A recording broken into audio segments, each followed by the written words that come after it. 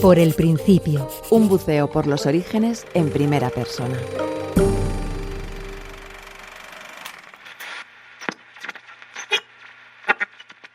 Mucha atención, que esta semana son 3.000 pesetas por acumulación de la anterior que quedó. La radio era nuestro mecanismo de ideación y de ensoñación. Los concursos, las canciones, el mundo que nos presentaba, Hilversum, Bruselas, Londres, hasta la radio física de Cretona, todo era como las señales de que había otro mundo por ahí. Nosotros no oíamos la radio, nosotros soñábamos la radio. Yo soy el zorro, zorrito, para mayores y pequeñitos. Yo soy el zorro, señoras, señores. Entonces, cuando ese era nuestro lugar de soñar y salías a la calle y pasabas delante de Radio San Sebastián, que era la Disneylandia detrás de la cual se fabricaban aquellos sueños, pues dice, yo quiero vivir allí, yo quiero vivir ahí. Su voz no necesita su nombre, y probablemente su nombre tampoco necesita su apellido. Iñaki Gabilondo soñó desde niño con vivir en la radio, y en ella sigue viviendo a los 73 años. En un país donde informar era casi imposible, dedicarse a la radio no era objetivo de los periodistas. Iñaki se empeñó en ello y con 27 años dirigía Radio San Sebastián, esa emisora frente a la que se detenía cada día. Después dirigió Radio Sevilla y de ahí a la cadena SER en Madrid, donde en 1977 presentó el primer informativo fuera del parte, la única información permitida hasta entonces. Después fue director de informativos de la SER, y su paso a dirigir los informativos de Televisión Española coincidió con el golpe de Estado del 23F, lo que le obligó a salir en pantalla aquella noche y a presentar el telediario durante un mes. Poco después volvió a la radio, a la SER, donde en 1986 empezó a dirigir Hoy por Hoy, con el que fue líder de audiencia durante casi 20 años, en los que las mañanas llevaban escrito su nombre. Iñaki Gabilondo ha abierto los micrófonos a los sonidos de los acontecimientos informativos más importantes de la historia de la democracia. José Ignacio Pedro Gabilondo Pujol, ese periodista que atesora todos los premios posibles, nació el 19 de octubre de 1942 en San Sebastián, el segundo de 9 hermanos, en una casa concurrida, abierta y caótica, en la que aprendió a compartir la comida y a valorar la tolerancia, la solidaridad, el respeto a los demás y el trabajo bien hecho. Es una historia que merece ser contada empezando por el principio. Por el principio. Por el principio. Por el principio.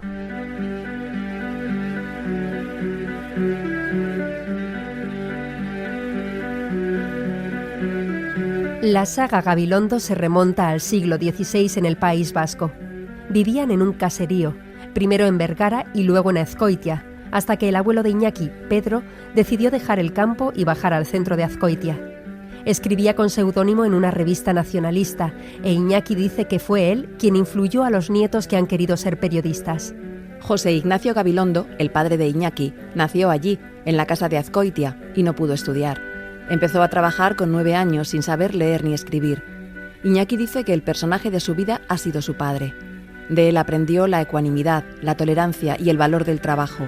Con su carnicería en el mercado de la Brecha, en la que trabajó toda la vida con su mujer, sacó adelante a toda la familia. Mi padre era de una familia muy modesta de Azcoitia, que desde siempre, desde generaciones y generaciones, habían trabajado en el pueblo, que era un pueblo que tenía en aquel momento una estructura social y laboral muy construida en torno a las fábricas de alpargatas.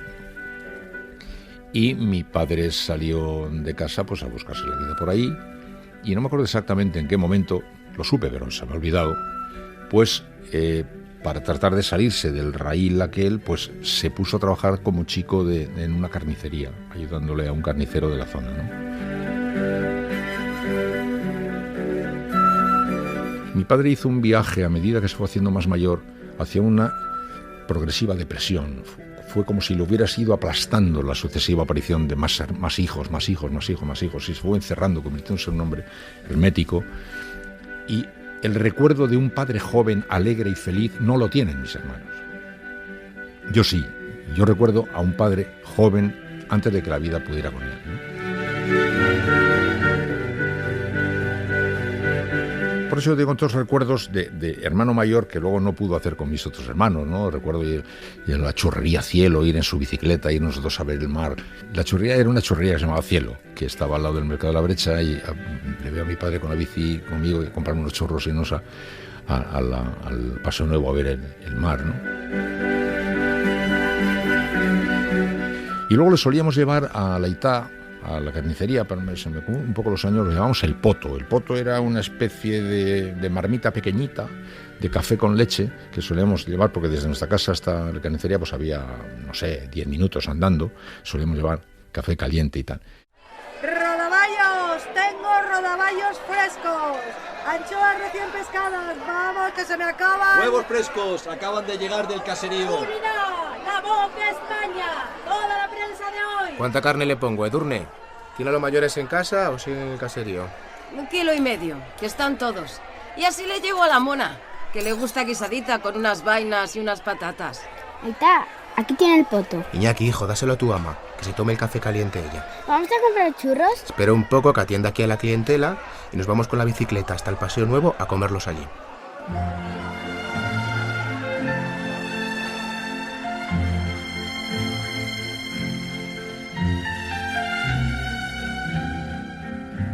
El padre de Iñaki era un amante de la música.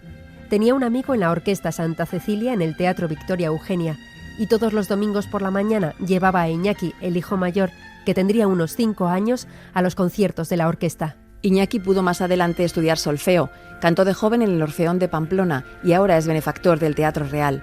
Agradece a aquella infancia la presencia tan importante de la música en su vida. En nuestra casa la música siempre ha sido una omnipresencia, ¿no? O sea, incluso a mi hija, y además mayor, para sorpresa universal, le gustaban un montón los Beatles. Digo para sorpresa universal porque a los padres de mis amigos los Beatles les parecía una banda de piojosos, y sin embargo a mi padre le encantaba, le parecía que eran músicos muy buenos.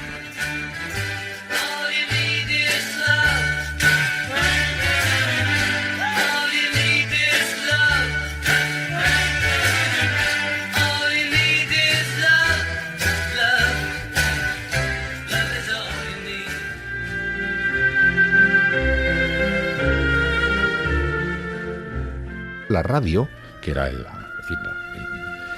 gran asunto que hay en nuestra casa, la puerta abierta al mundo y al tecnicolor de la vida, ¿no?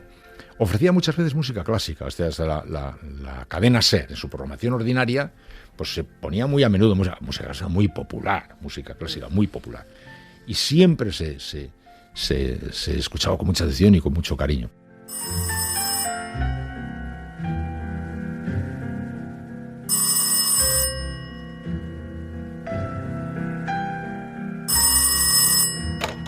Era muy frecuente que nos llamamos por teléfono, me llamaba mi padre por teléfono y se ponía a silbar una cosa que hubiéramos oído el día anterior, ¿no? Y yo pues trataba de tararear con él lo mismo. Y yo, posiblemente como al recordar no se hace historia, sino que se hace poesía, yo estaría pues seguramente idealizando, pero yo asocio mi afición a la música a eso, lo vinculo a eso.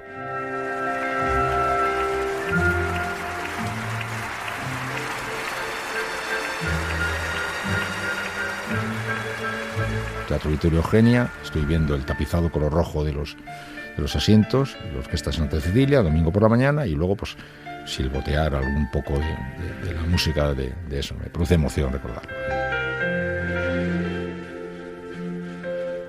Decir, bueno, sí, le suelo decir a Lola, digo, si cuando me muero te pillas rumbosa de pasta, cógete una gran orquesta sinfónica y una formidable soprano, y que cante la...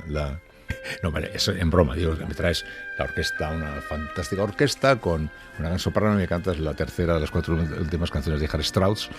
Pero bueno, le tengo que hacer alguna propuesta un poquitín más cómoda para que sea visible.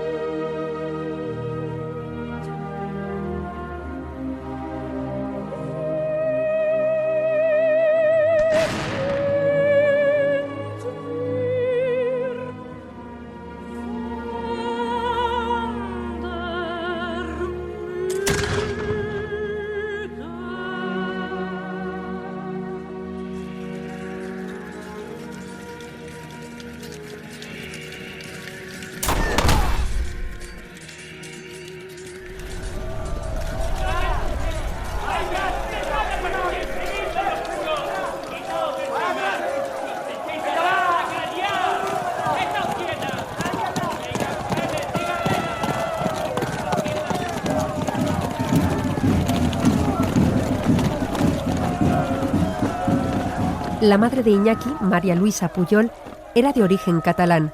Su padre, Bruno Pujol, era de Horta de Sant Joan, en Tarragona. Fue obligado a la Primera Guerra de África y cuando volvió a su pueblo se encontró con que le habían dado por muerto y su novia estaba casada con otro. Así que se fue a Oyarzún, en Guipúzcoa, donde tenía amigos que había hecho en la guerra. Allí se casó.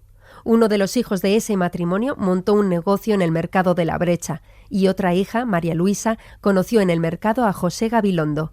Ellos son los padres de Iñaki. María Luisa, la madre de Iñaki, tuvo 10 hijos. Uno de ellos murió de bebé.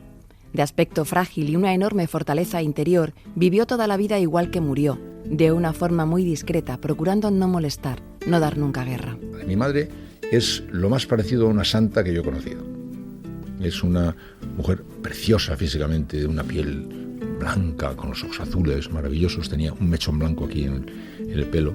Una mujer discretísima, maravillosa, de una abnegación prácticamente, con un buen sentimiento religioso de la vida, un buen sentido de la vida, con una capacidad de sacrificio ilimitada y con una extraordinaria elegancia natural. Una extraordinaria elegancia natural.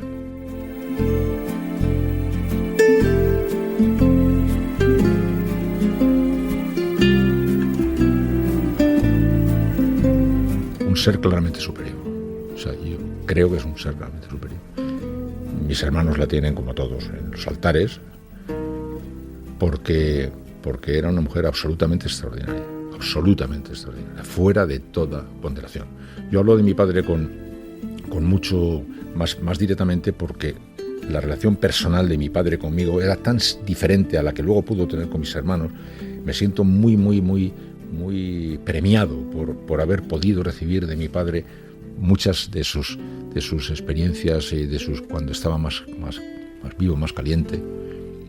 Pero mi madre es una cosa buena, no hay palabras para mi madre. Si tú empiezas a preguntar a mis hermanos por mi madre, pues es que no descubro una sola cosa que no sea admirable de mi madre.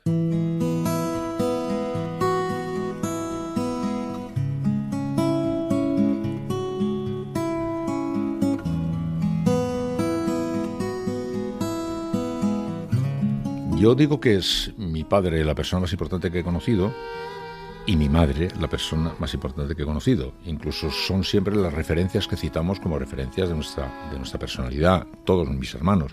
Si tú le preguntas a mi hermano Ángel, que hizo su tesis doctoral sobre el concepto en Hegel, y le pides cuáles son sus referentes, esperando que te digan Hegel o Kant, te dirá José y María Luisa. Nuestros padres son, sin la más mínima duda, no solo una referencia para nosotros, sino además las personas más importantes que yo he conocido.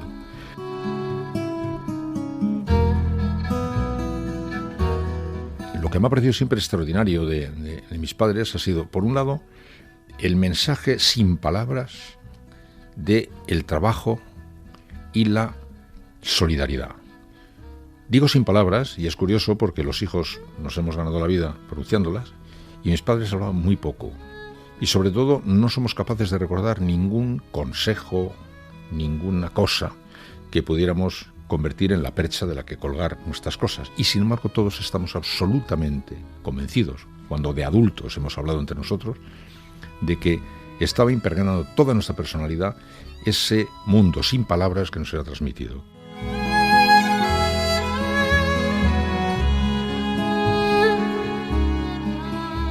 Que tenía varios mensajes. Primero, hay que trabajar muchísimo. Mis padres trabajaban los dos muchísimo. Mi madre tuvo 9 hijos, 10 hijos, y trabajaba en la carnicería con mi padre. Les vemos subir las 92 escaleras de nuestra casa al 4º piso de Churruca número 5, cargados de bolsas, después de trabajar horas y horas en una casa. Y ese esfuerzo, el trabajo de sacar adelante una familia grande con esfuerzo, sin nunca se oyera una palabra respecto a dicho esfuerzo, ha marcado nuestro carácter. Y luego la solidaridad, porque construyeron una casa que a medida que ha ido pasando el tiempo hemos ido valorando más como una casa, la casa de puertas abiertas.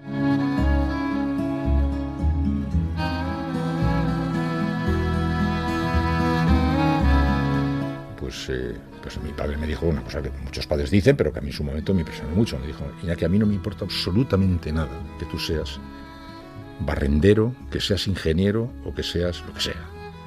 Prefiero que seas un buen barrendero que un mal ingeniero. En lo que seas, tienes que ser muy bueno. Intenta hacerlo muy bien. Esa preocupación también por la calidad pues va empaquetando valores. Al final dices esfuerzo, preocupación por la exigencia de calidad, decencia, respeto a los demás, todas estas cosas que todos estamos intentando conseguir, ¿no?, en nuestras propias vidas, pues resulta que estaban siendo predicadas sin que las palabras fueran necesarias.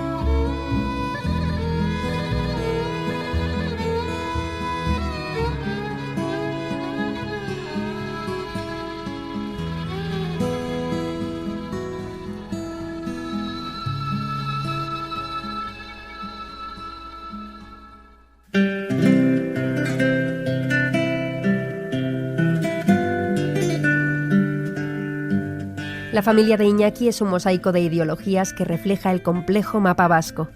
Su padre era antifranquista y de familia nacionalista. A su madre, de familia carlista, le habían matado a un hermano de 17 años en la guerra. La frase de su aitá era: no hay que odiar. De ahí viene el rechazo de Iñaki a los dogmas, a la beligerancia, a los fanatismos. En las reuniones familiares, cuando llegaba la copa de coñac después del café, su madre tenía miedo de que saltara la chispa y lo evitaba con la palabra ixó, silencio. Era una señal de advertencia que la ama lanzaba cuando creía que iba a estallar la tormenta. La palabra ixó, que dice callar. Cuando se acercaba en lontananza la posibilidad de una posición de disputa, ese ixó, que ha tenido algunos inconvenientes grandes, la sociedad española, esta especie de silencio en torno a cosas, pues se produjo una cáscara amarga, pero que también con el paso del tiempo nos permitió de repente adquirir conciencia de que habíamos aprendido algo que a mí me ha marcado para toda mi vida. Eso yo desde luego reconozco. Hay dos hechos que a mí me han marcado en toda mi vida. Los problemas se pueden resolver si hay voluntad, los enfrentamientos se pueden evitar si hay voluntad, y no hay herramientas que valgan si no hay voluntad. Y si hay voluntad, se encuentra la herramienta.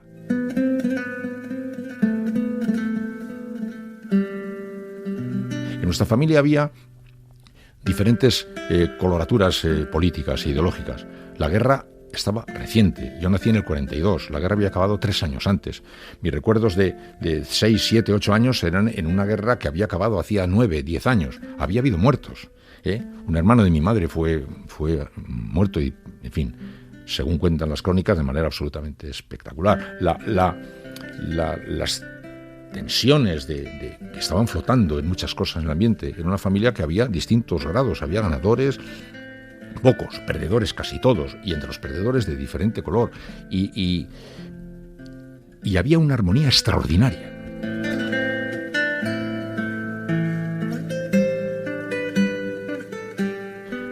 Pero había una armonía extraordinaria cuando tú notabas, sin embargo, que andaba atravesando el relámpago de la discordia muchas veces. Yo lo recuerdo también más de mayor, pero recuerdo ese ixó de la ma, cuando estábamos pues en un banquete, una comida, un cumpleaños, un bautizo, una reunión o cualquier cosa, ixó.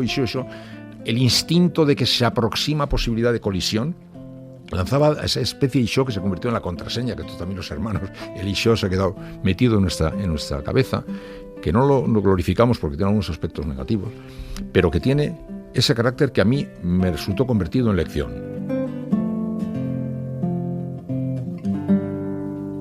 Había una voluntad de concordia que se impuso sobre cualquier riesgo. Bien, eso se quedó en mi cabeza y ahí flotó. A medida que fue pasando el tiempo, he ido dándome cuenta de que eso es una de las verdades más grandes que yo he aprendido. Y luego se me apuntaló cuando llegó la transición. Cuando llegó la transición y en un país partido, de pronto se ponen de acuerdo unos cuantos señores de distinto color, para hacer algo conjunto, como fue la Constitución, fue la segunda confirmación de que si se quiere se puede, y cuando hay voluntad se encuentra la herramienta. Vamos, Iñaki, prepárate que te vas con el Aitá y el Aitona. ¿A dónde vamos, ama? Al otro lado, que tenéis que hacer un recado. ¿Y vamos a volver pronto? Iñaki, coge el paquete que está en la cocina, que nos vamos enseguida. Ponte el abrigo, hijo, que vais a volver de noche. No sé yo si llegaremos tarde. ¿Y qué vamos a hacer allí? Padre, estése tranquilo, que todo va a ir bien. Lo que hace falta es que tu hermana me escuche. Nosotros teníamos en nuestra familia, esa familia heterogénea, una de las hermanas de mi padre se había casado con un hombre que era una especie de anarquista rojo, de estos muy arrastrado, muy radical, que en la familia de mi abuelo, que él era nacionalista muy tal, le parecía pues una abominación. Mi tía se fugó con él, pues mi abuelo borró del mapa la existencia de esa hija. Con lo cual nosotros en nuestra casa crecimos sabiendo que había una tía que nunca se podía mencionar, que vivía en Francia con un señor que nunca se podía mencionar y que es como si no existiera. Además los abuelos ya vivían en casa, en nuestra casa.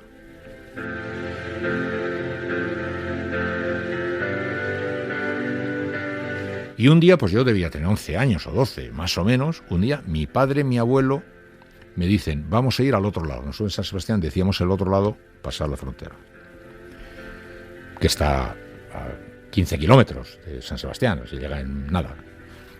Y fuimos mi padre, mi abuelo y yo a otro. Yo no sabía a qué iba. Me he preguntado muchas veces por qué tenían ellos ganas de que yo fuera con ellos. Puede ser por un lado porque a lo mejor no sabía nadie qué hacer conmigo aquel día, o quiero creer que porque querían que hubiera un testigo de lo que iba a ocurrir. Yo no sabía a qué iba, y mi padre y su padre y yo fuimos a San Juan de Luz.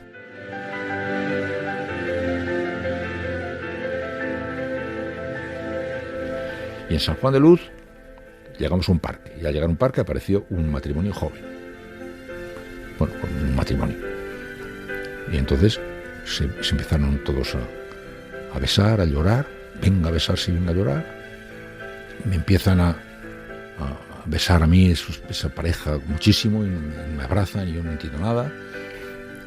Y tal. Y entonces me dicen, es la tía Anita y el tío Agustín. Los nunca mencionables estaban allí en un evidente acto de reconciliación después de muchos años.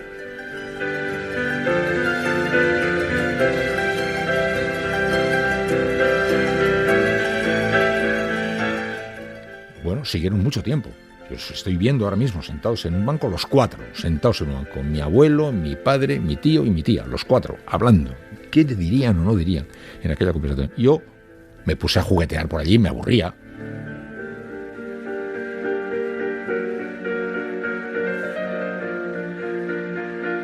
Al cabo de no sé cuánto tiempo, me pareció muchísimo, pues nada, se disolvió el duelo, se volvieron a dar muchos besos y nos volvimos a San Sebastián. Y cuando llegamos a San Sebastián, mi padre y mi abuelo y yo, esta es la escena que es para mí más fuerte de mi vida, cuando yo llegué a casa después de esa escena que yo estaba interpretando con mucha intensidad porque se estaban todos llorando mucho, pero que era un niño yo pequeño. Cuando entramos a la casa, pasó mi padre y se desmayó. En cuanto pisó el umbral de la casa, se vino abajo, se desplomó. ¡Pah! Seco.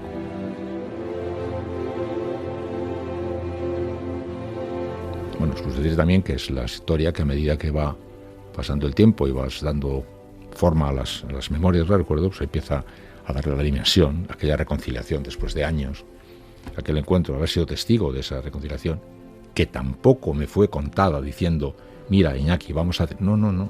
Es como si fuera innecesario decirlo, o como si se tendría posteriormente que recolocar, o yo qué sé. El hecho es que así fue. Mi padre se desmayó, me produjo a mí una gran emoción ver a mi padre desmayándose, y luego fuimos entendiendo las cosas de otra manera. A partir de ese momento ya mi tía y su marido empezaron ya a formar parte de nuestra vida con naturalidad. Empecé yo a ir a Francia, empezamos a tener esta relación, y luego yo les fui contando a mis hermanos esa historia, ¿no?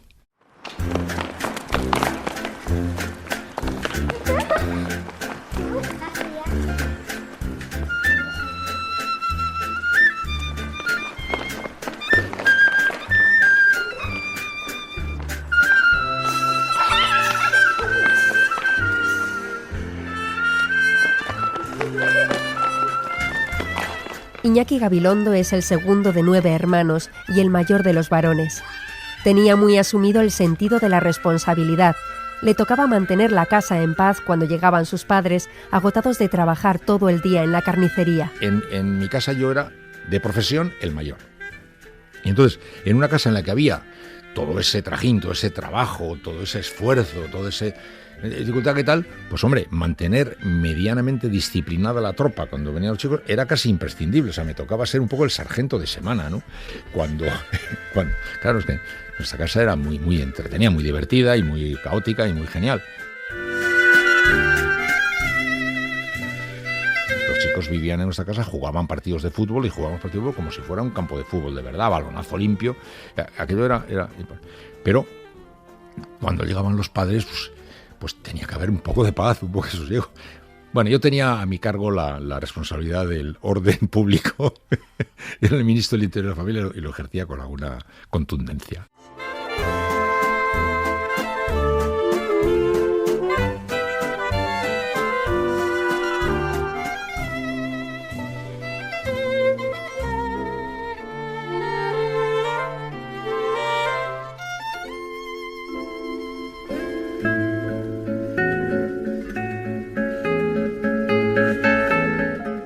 En su casa, además de los aitas y todos los hermanos, había siempre más gente.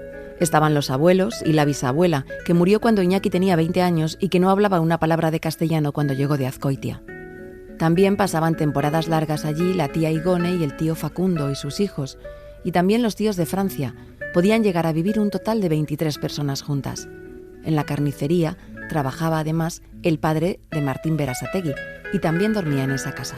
Martín Berasategui era el chico que teníamos en la carnicería. Martín se llamaba el padre de Martín. Y comía en nuestra casa todos los días, claro. Y estaba en nuestra casa. Si nuestra casa era... Por eso Martín tiene con todos nosotros y toda su familia esta vinculación tan fraterna, porque es que su padre era como un hermano más de nuestra casa. Es que todos eran un hermano más de nuestra casa.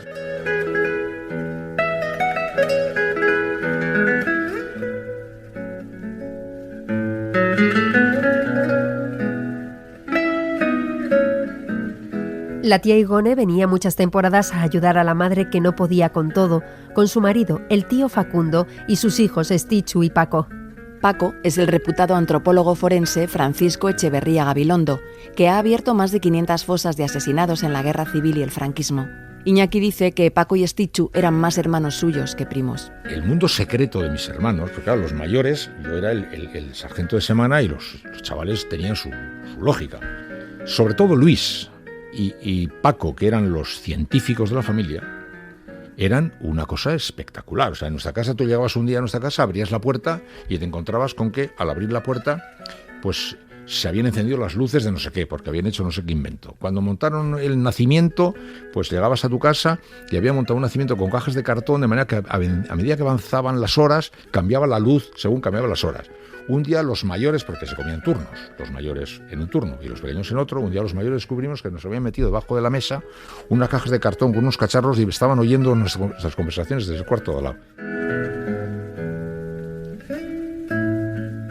Y en el capítulo de las travesuras de esta banda de piratas, en las que Paco y mi hermano Luis eran los campeones del mundo, un día descubrimos, escalofriados, que se habían descolgado desde el cuarto piso hasta el patio por la fachada. Yo cada vez que me acuerdo me da todavía un ataque al corazón. Si mi madre se entera se hubiera muerto.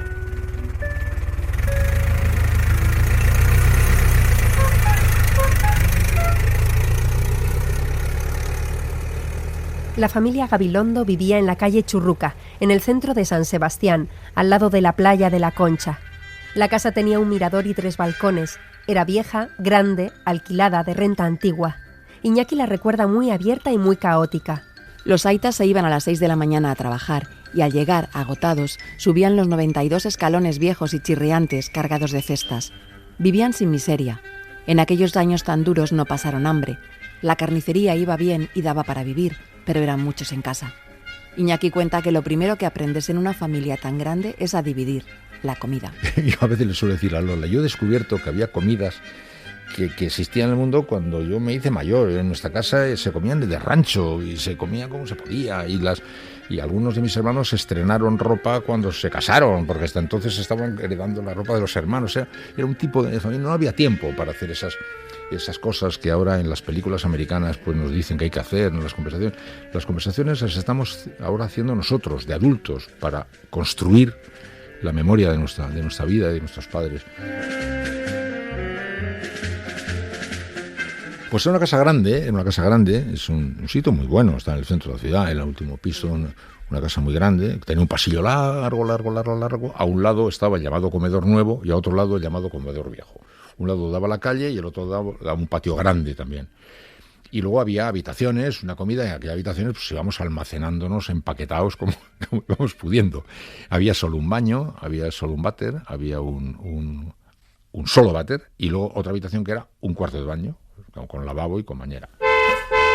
¡El hielo! ¡El hielo! ¡Hielo!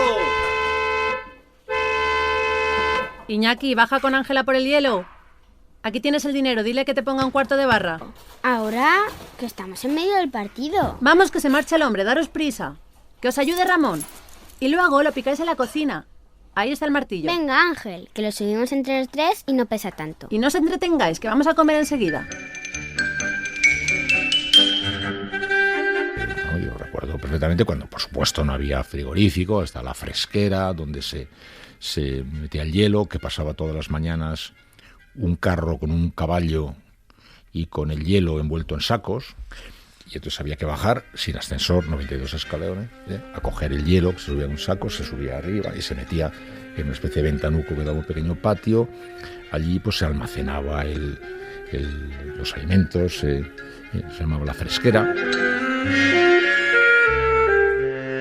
La cocina era de plancha, con fuego, con carbón. La plancha, pues 2 planchas, una que se usaba y mientras tanto se iba calentando la otra, y cuando esta se usaba la caliente y se ponía la otra a enfriar. Había un mueble grande con platos y cosas, y a la izquierda había una especie de apalitos y estaba colocado como un tapetito de puntilla por abajo, y un aparato de radio de Cretona, de estos aparatos de radio de Cretona, donde aparecían, como suele decir Manolo Vicen, palabras mágicas, Hilversum. Entonces tú mirabas por allí, Bruselas, París, Monte Carlo, Londres, el mundo, ¿no? Y allí oíamos los programas de radio que se oía pues como estuvieras en misa, ¿no?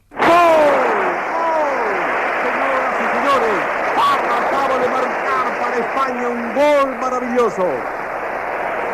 En una jugada plena de profundidad y rapidez, iniciada en el defensa Alonso, que pasó sobre Gainza y de cabeza a Farra, el delantero centro español, cruzando un tiro suave a media altura. Y el fútbol fue posiblemente uno de los junto con los cromos, la radio nos permitía visualizar el fútbol hasta el punto que nos permitió descubrir lo que yo descubrí muy pronto, que la radio era un fabricante de imágenes, ¿no? De imágenes mentales. Porque Matías Prats, sobre todo, que era el que hacía una explicación futbolística muy en la geografía del campo de fútbol, en la posición teórica del medio volante derecho, o sea, hacía unas explicaciones como si estuviera contándote un partido en un mapa, ¿no? Y con los futbolistas y con todo aquello, oíamos los partidos que prácticamente los veíamos. Yo me aprendía las alineaciones de memoria.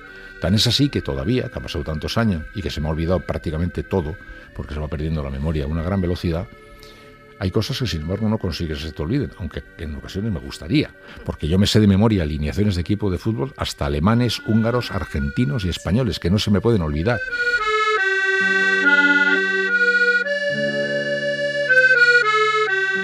La radio era todo y era, pues, ponía tecnicolor a una vida que era pues un poco más apagada, ¿no? La posguerra no era un país muy alegre.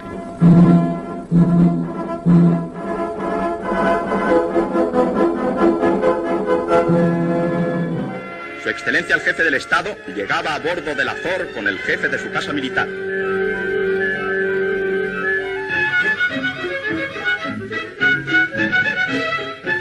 Mientras que pasa la neblina, se preparan los aparejos, tarea en la que es tan diestro el señor Catoira. El generalísimo Franco maneja diestramente los aparejos. Toda la acción que se desarrolla en la pesca ha de ser meditada y exacta para poder cobrar las piezas y evitar que se suelten, y para que la sacada sea satisfactoria. Ha picado un buen ejemplar, cuyo gran peso se adivina por la fortaleza de los tirones. Se entabla una verdadera lucha en la que el pez, enganchado, resiste cuanto puede y pugna por huir. El Azor fue un yate de recreo, construido para el uso de Franco, que lo usó durante 26 años. En los veranos de la España franquista, una de las fotos habituales era la del dictador y su familia posando en el Azor o exhibiendo sus capturas de pesca.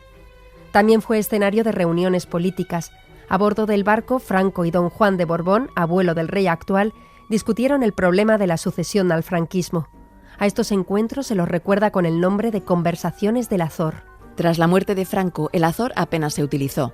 En 1984, el rey Juan Carlos I pasó revista a la flota desde él, y Felipe González lo utilizó en 1985, en sus primeras vacaciones de verano como presidente del gobierno, para realizar un crucero de Lisboa a Ayamonte, que fue muy criticado.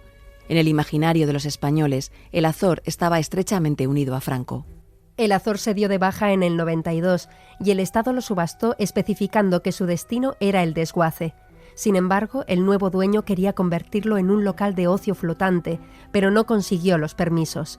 Entonces hizo cerrar el barco en 3 partes y volverlo a ensamblar en un pueblo de Burgos para convertirlo en parte de un complejo hotelero en el que los camarotes se convertirían en suites. Pero este proyecto tampoco se realizó y el Azor quedó abandonado durante años en ese pueblo, hasta que el artista Fernando Sánchez Castillo lo compró en 2011 para convertirlo en una instalación artística y en un documental llamado El síndrome de Guernica. Durante todos los veranos de la dictadura, Franco pasaba el mes de agosto en el Palacio de Ayete, en San Sebastián, siguiendo la tradición que iniciaron los Borbones. Cuando llegaba en el Azor, centenares de donostiarras eran encerrados en la cárcel de Ondarreta, entre ellos el padre de Iñaki Gabilondo. Mi padre había sido un gudari, un soldado raso y más raso, porque no había más raso en la guerra del nacionalista. Pero vivíamos cerca de la Diputación y cuando Franco venía a San Sebastián, pues cenaba algún día en la Diputación. Y entonces, pues a lo que se ve, la policía barría la zona y peinaba la zona. Y entonces se llevaba a los que pudieran estar más o menos en su lista de no afectos, se los llevaba a la cárcel, se los llevaba a la trena, hasta que les diera la gana unos cuantos días.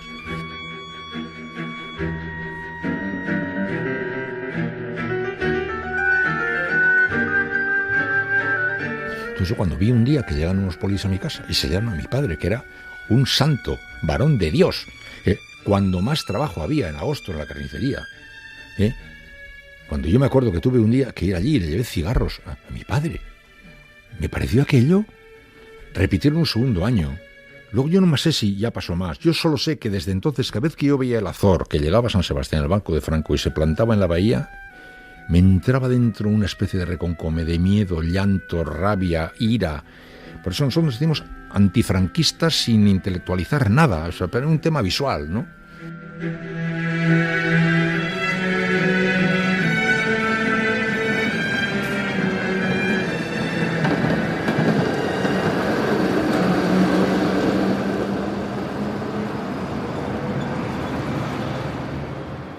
Y luego, pues nada, una San Sebastián, pues es muy bella, como siempre lo fue. Nuestra calle Churruca, que ahora es calle peatonal, entonces pasaba el tranvía.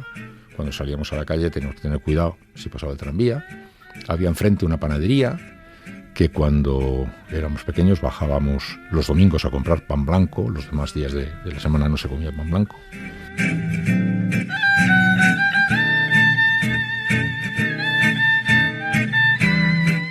Iñaki Gabilondo nació en el 42, en plena posguerra, y en España, además de mucho miedo, había mucha escasez, hambre y miseria. La ropa se hacía en casa, se freía en las mondas de patata para comer y se rebuscaba en la basura para reutilizar, comer o vender cualquier resto. En los pueblos había que tener permiso para hacer la matanza, y el pan se hacía de noche para que no se requisara. Había por todas partes hornos de pan ilegales. El pan era negro. El pan blanco era un artículo de lujo que no estaba incluido en las cartillas de racionamiento y que sí se repartía a militares, guardias y curas. El pan negro sigue siendo para muchos mayores el recuerdo de una época oscura y difícil. Había al lado una tienda de ultramarinos que vendía a granel, estaban los sacos de garbanzos, ¿verdad? Y el aceite se vendía a granel. O sea, llevabas una botella y con un cacharro echaban el aceite a granel. Estando como estamos en una zona muy buena en la ciudad, al lado de la plaza de Guipúzcoa, a 200 metros de la playa de la Concha.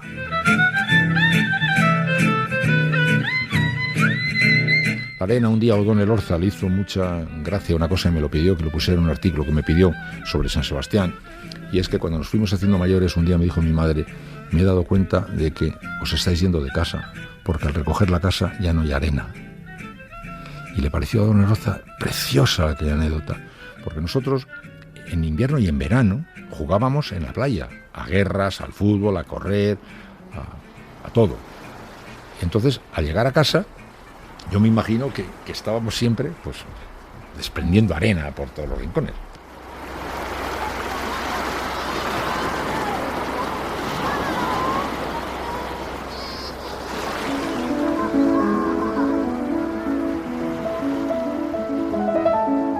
Una familia numerosa como la nuestra te marca muchos. Por un lado, la cantidad de cosas que, como digo, pues le considero que son un regalo de valor incalculable recibida por ahí. Por otro lado, una especie de urgencia de búsqueda de la individualidad que se ha manifestado mucho luego en todos nosotros, porque nosotros, como dormíamos de 2 en 2 en cada cama, pues yo cuando veo estas películas de los chicos que tienen sus cuartos y tal, nosotros cuando nos fuimos haciendo mayores empezamos a ser muy celosos de tener nuestro rincón en la tierra. Y hoy es el día en el que mantenemos muy celosamente nuestra individualidad. Los hermanos nos queremos todos un montón, no nos molestamos nunca. Como haya un problema y toque uno el pito, a mí la Navy, aparecen todos a la vez, en fila, y nos queremos a morir, pero nunca nadie se mete en la vida de nadie. O sea, todos somos muy celosos de nuestra vida, de nuestra intimidad.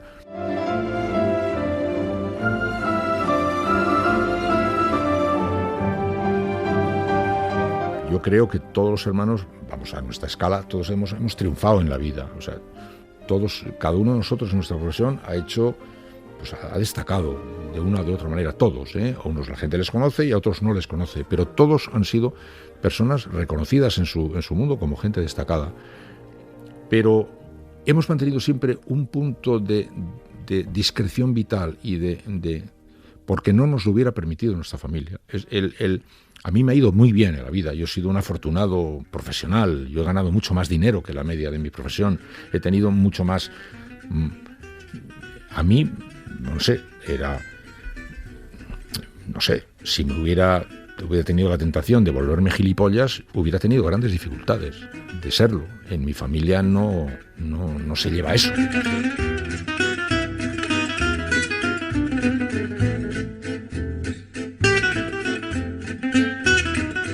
Dos hermanos de Iñaki son también periodistas, uno subdirector del Diario Vasco y otro director, como lo fue Iñaki en su día, de Radio San Sebastián.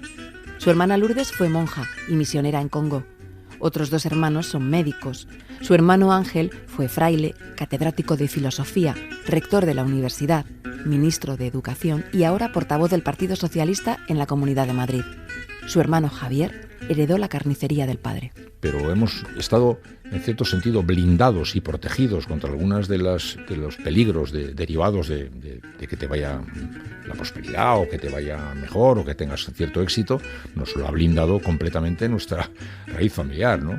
Primero, no nos salía, pero en segundo lugar, si se nos llega a ocurrir, cuando hemos estado alguna vez Ángel y yo hablando de esto, bueno, tú fíjate cómo aparecemos tú y yo en nuestra casa, si nos ponemos a hacernos aquí los estupendos, nos parten la cara.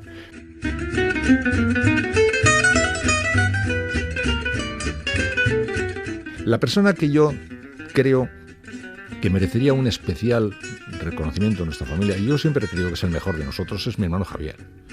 Nosotros somos 9 y somos cada uno como es. Mi hermano Javier es el que se quedó en la carnicería. Los demás todos, empezando por mí, por lo demás todos fuimos a estudiar a la universidad, menos uno, que fue Javier, que es el siguiente a mí, que decidió quedarse con mis padres. Todos nosotros hemos salido adelante de la carnicería de mis padres. Todos hemos estudiado porque mis padres estaban trabajando en la carnicería con mi hermano Javier. De manera que todos somos, en cierto sentido, hemos salido adelante por mi hermano Javier.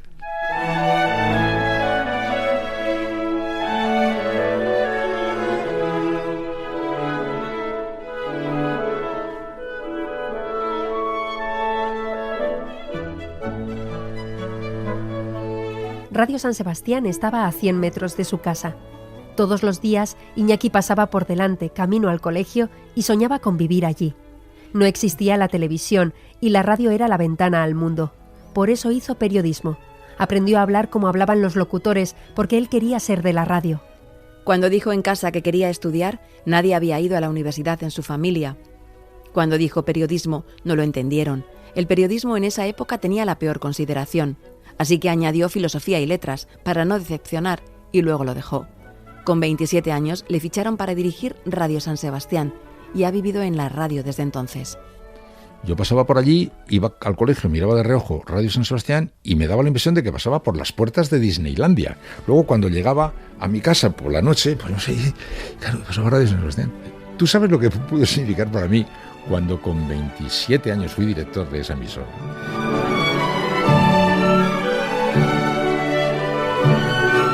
Y luego seguir toda mi vida en la radio hasta ahora, fíjate, ahora toda la gente de mi edad se ha jubilado hace 200 años y yo, sin embargo, aquí sigo. Y estoy tan vinculado a esa memoria, me atrapó por completo. Por eso el día que dejé de hacer Hoy por Hoy y me dije unas palabras de despedida ante el micrófono, me acuerdo que dije esas, que dije... Todos los sueños que yo hubiera podido tener de niño me han acompañado toda mi vida. Seguro que te suena música, la voz de Antonio Calderón y de Vicente Marco en estos momentos. Acompañado por la música de tu Orfeón Donostierra. Anoche en la sede del Orfeón Donostierra cantaban así para ti. Y este es tu tiempo.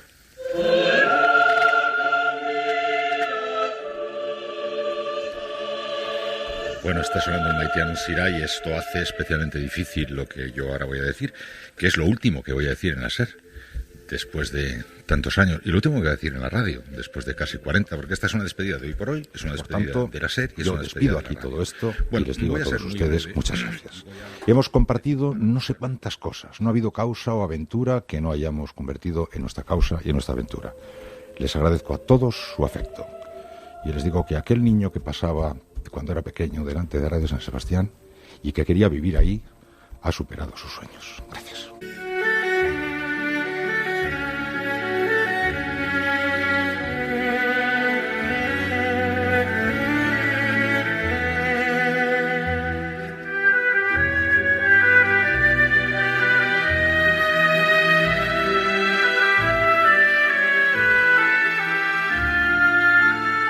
Iñaki Gabilondo tiene una sección en Hoy por Hoy en la cadena SER e imparte cursos y conferencias por todo el país.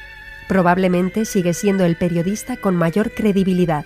Desde su despacho mira el ajetreo de la Gran Vía y piensa que Madrid no es una ciudad para vivir la decadencia de la vejez y que si mañana se quedara solo, al día siguiente se iría a San Sebastián, cerca de la Concha, a volver a tocar esa arena que es el recuerdo más importante de su infancia. O sea, todas las cosas que yo ahora creo, todas y cada una de ellas, ninguna de ellas la he tenido yo que buscar braceando por ahí en otros momentos de mi vida. Pero no, todas las cosas en las que ahora creo y que creo que son de valor, todas ellas nos fueron perfectamente inoculadas desde pequeño y desde ese momento están. Porque yo he conocido a muchísima gente que de pronto en un viraje de la vida hizo un aprendizaje que le obligó a hacer un cambio. Nosotros no hemos tenido que hacer ningún tipo de viraje de nada. Hemos tenido que continuar el camino, el relevo.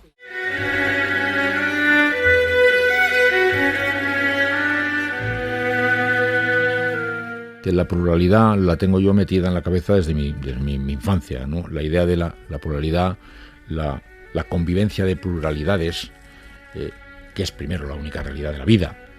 Pero eso lo aprendimos nosotros muy de pequeños. Todas las intenciones de exclusividad, todas las intenciones de aislar unos universos de todos los demás universos de los que forma parte me parecen imposibles de entender, ¿no? Puedo entender muy bien la existencia de esas burbujas de identidad, pero no puedo entender que tengan vocación de no convivir con las otras burbujas o de creerse la única o la mejor, ¿no?